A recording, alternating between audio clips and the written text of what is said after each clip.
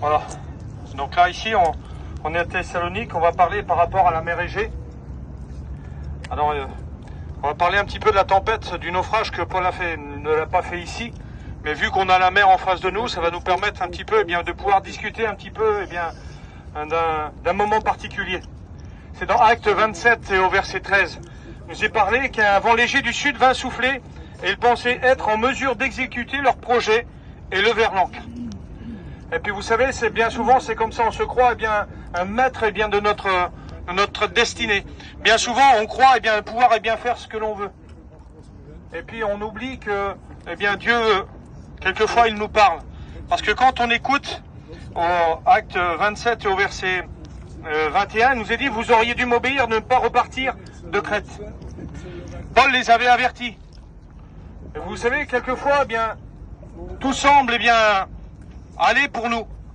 Et quelquefois, Dieu nous parle, Dieu nous dit de ne pas le faire certaines choses, et puis nous, on en fait notre forte tête parce qu'on n'a pas cette vision spirituelle. On voit pas, on sait même pas ce que demain peut nous apporter.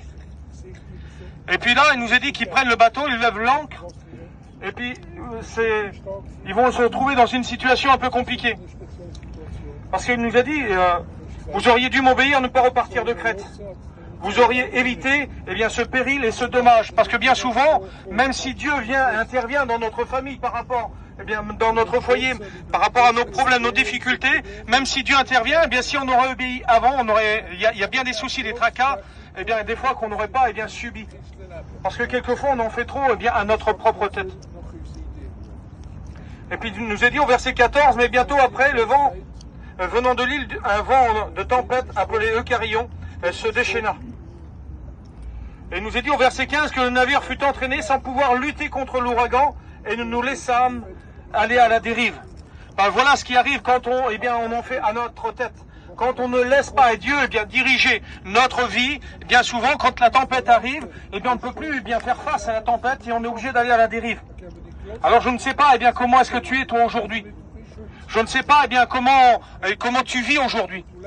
Mais si tu passes par un problème, une difficulté, il serait peut-être temps pour toi d'arrêter, d'être tracassé, d'être agité et de te tourner vers Jésus-Christ.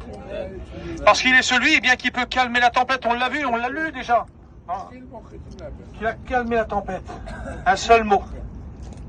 Et puis là, il nous est dit que c'est Paul qui va les avertir qui ne perd pas courage. Parce que aucun d'eux ne va périr. Et puis là, c'est pareil, parce que quand on lit, il y en a certains qui ont voulu se sauver en cachette. Et Paul a averti. Ici, eux se sauvent, on meurt tous. Et puis donc, ce qui est important, c'est que c'est ensemble, une vie chrétienne, se met ensemble.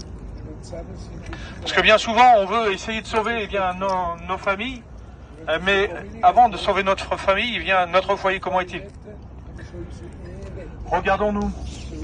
Il faut que nous puissions être sauvés, nous, à l'intérieur. Parce que vous allez voir, il nous est dit au verset 18 que fortement secoué par la tempête, on jeta le lendemain une partie de la cargaison.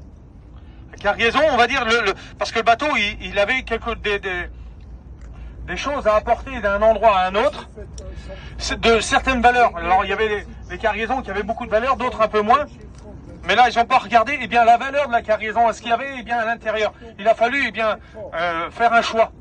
Et puis aujourd'hui, ce que Dieu est en train de te dire, je ne sais pas ce que tu es en train d'emmagasiner dans ta vie, dans ton bateau là, et certainement que tu as des choses qui ont trop de valeur par rapport à Dieu. Et Dieu aujourd'hui, il te demande de faire un choix. Il y a certaines choses qu'il va falloir que tu jettes par-dessus bord. Il va pas falloir regarder la qualité, à ce que c'est. Parce que le plus important, c'est de sauver son âme, c'est ta vie qui est en jeu là. Et puis au verset 19, il nous est dit, et le jour suivant, nous lançâmes de nos propres mains le matériel du navire. Tout ce qui ne servait à rien, tout ce qui n'aurait pu servir à rien, ils ont tout jeté, malgré que c'était pour le navire. Ça veut dire que peut-être que toi, tu as des choses de ta vie qui, pour ton bien-être, qui ne sont inutiles. Et des fois, qui prennent trop de place par rapport à Dieu. Et aujourd'hui, Dieu te demande de faire un choix, d'enlever ce qui ne convient pas. Et au verset 20, il nous est dit, pendant plusieurs jours, ni le soleil, ni les étoiles se montrèrent. Et la tempête continuait de sévir avec violence. Plus de soleil, plus d'étoiles, plus rien.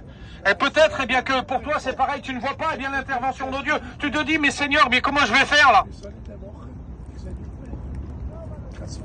Et puis, il nous est dit, tout espoir de salut s'était évanoui. Pour eux, il n'y avait plus rien. Aucune espérance. Mais nous savons que notre espérance est en Jésus-Christ. Alors, eh bien, comme je l'ai dit tout à l'heure, et on l'a lu déjà plusieurs fois dans les évangiles, que Christ, un seul mot, et la tempête s'est calmée. Le vent, la mer, tout s'est calmé. Alors, eh bien, je ne sais pas, eh bien, comment est-ce que tu es. Pour toi, est-ce que tu ne vois peut-être pas, eh bien, l'issue? Eh bien, aujourd'hui, le Dieu que nous avons n'a pas changé. C'est toujours le Dieu d'espérance. Alors, mets en lui ta confiance. Et c'est ainsi qu'il va pouvoir agir. Et puis après, on nous a dit qu'il va faire naufrage. Il va faire naufrage. Et puis quand ils vont arriver dans l'île de Malte, acte 28 et au verset 3, nous a dit que Paul va saisir eh bien, un paquet de broussailles. Et quand il va eh bien, le jeter dans le feu, eh bien, par rapport à la chaleur, eh bien, là, une vipère s'est sortie et s'est attachée à sa main. Et puis c'est toujours comme ça, vous savez, peut-être que toi tu es là, tu es rétrograde, et puis tu lui dis, eh bien comment, moi je peux pas. Ça va pas, parce qu'à chaque fois que je veux faire quelque chose pour Dieu, il y a toujours quelque chose ça va pas. J'y arrive pas. Parce que la vipère, quand elle s'attache à la main, et la main c'est le symbole eh bien, du travail. Travailler pour Dieu. Et Jésus-Christ, eh bien, on lui a cloué les mains en voulant dire, eh bien, tu ne feras plus rien, tu ne travailleras plus. Mais quand il a été décloué, eh bien, il est ressuscité le 3e jour. Donc même le diable n'a pas pu l'empêcher eh bien, de travailler pour Dieu. Même aujourd'hui, il continue encore à œuvrer dans les vies, dans les cœurs. Alors peu importe, ne te laisse pas impressionner par l'ennemi.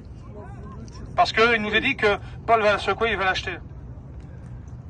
Et puis là, les habitants eh bien, de cette île, ils s'attendaient là à ce qu'il meure. Ils se disent certainement que j'étais un meurtrier. Hein, parce qu'il est sorti du naufrage, il est sorti vivant, mais là, Dieu ne veut pas qu'il... C'est la justice divine là. Il doit mourir. Il s'attendait à ce qu'il meure.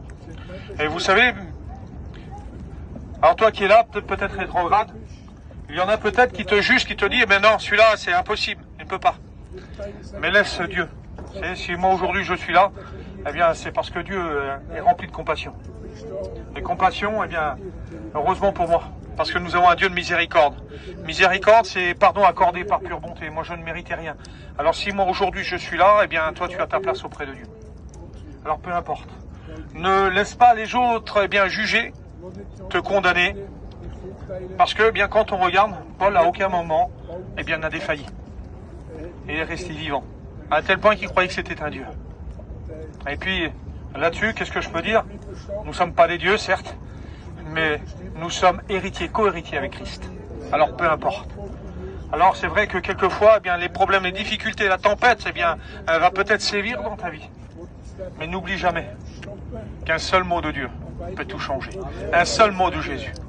Alors, eh bien, fais-lui confiance.